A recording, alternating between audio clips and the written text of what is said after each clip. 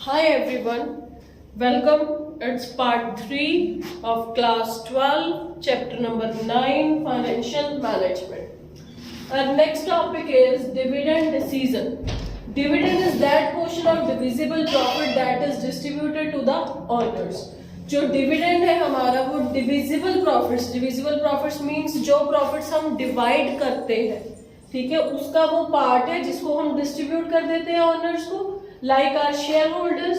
It results in current income for the shareholders. ये shareholder की current income होती है. तो इसमें रिटेन्ड अर्निंग्स क्या है? देखो रिटेन्ड अर्निंग्स क्या है, जिस प्रॉफिट के पार्ट को हम अपने पास कैप्ट करके रखते हैं, अपने पास सेव करके रखते हैं ताकि हम उसको री इन्वेस्ट कर सके बिजनेस में for the business. So the dividend decision is whether to distribute earnings to shareholders or as dividends or retain earnings to finance long-term profits of the firm. So dividend decision हमारा ये decision है कि profit को हमने distribute करना है share holders को या हमने उसको अपने पास रिटेन करके रखना है, प्रॉफिट को अपने पास रिटेन करके रखना है ताकि हम उसको लॉन्ग टर्म में हमारे बिजनेस के लिए यूज कर सकें. ठीक है, तो हम कुछ फैक्टर्स को ध्यान में रखते हैं while taking the decision of distribution of profit और रिटेन्ड अर्निंग्स और retained profits.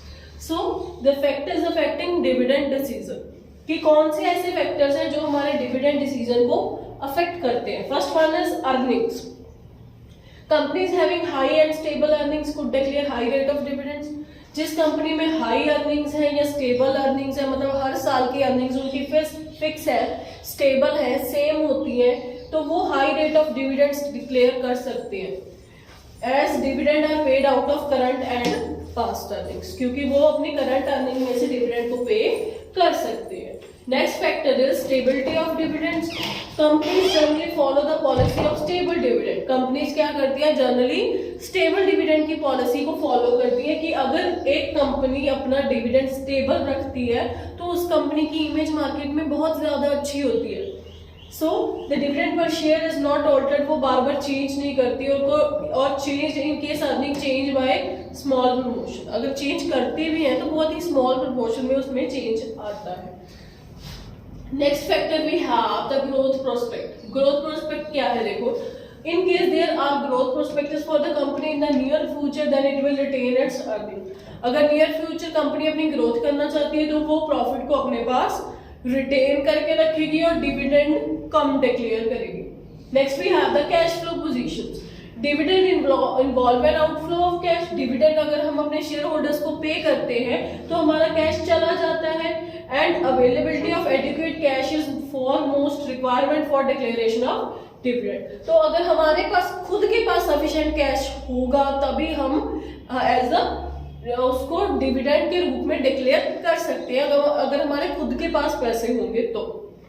Next is what preference of share holders. की शेयर होल्डर्स की क्या प्रेफरेंस है? While deciding about the dividend, the preference of shareholders also taken into account. उनकी preference को भी देखा जाता है. In case shareholders desire for dividend, then company may give for declaring the same. अगर shareholders चाहते हैं कि उनको dividend मिले तो कंपनी उनके हक में उन्हीं की इच्छा को ध्यान में रखते हुए उनको dividend declare करती है, dividend देती है. Next factor we have the taxation policy. A company is required to pay tax on dividend. Company को डिविडेंड पे टैक्स देना पड़ता है जो उसने डिक्लेयर किया होता है. If tax on dividend is higher, अगर उस डिविडेंड पे टैक्स ज्यादा पे करना पड़ रहा है तो कंपनी क्या करेगी, कम डिविडेंड पे करेगी. Whereas if tax rates are lower, अगर टैक्स रेट हमारा कम होगा तो ज्यादा डिविडेंड्स डिक्लेयर होंगे. Next we have the issue of bonus share. Bonus share क्या होता है? देखो, बोनस शेयर क्या होता है कि हमें कुछ इक्विटी शेयर्स के बदले में बोनस शेयर मिलता है. बोनस शेयर की वेटेज ज्यादा होती है as compare to equity shares. So the companies with large reserves may also distribute bonus share to increase their capital. कि जिन कंपनी के पास लार्ज रिजर्व्स होते हैं, मतलब उन्होंने पैसा इकट्ठा करके रखा होता है in the form of reserves, तो वो बोनस शेयर भी डिस्ट्रीब्यूट कर सकते हैं अपनी कैपिटल को इंक्रीज करने के लिए. because it signifies the growth of the company and enhances its reputation also. इससे कंपनी की ग्रोथ भी दिखती है और कंपनी की रेपुटेशन भी इंक्रीज होती है.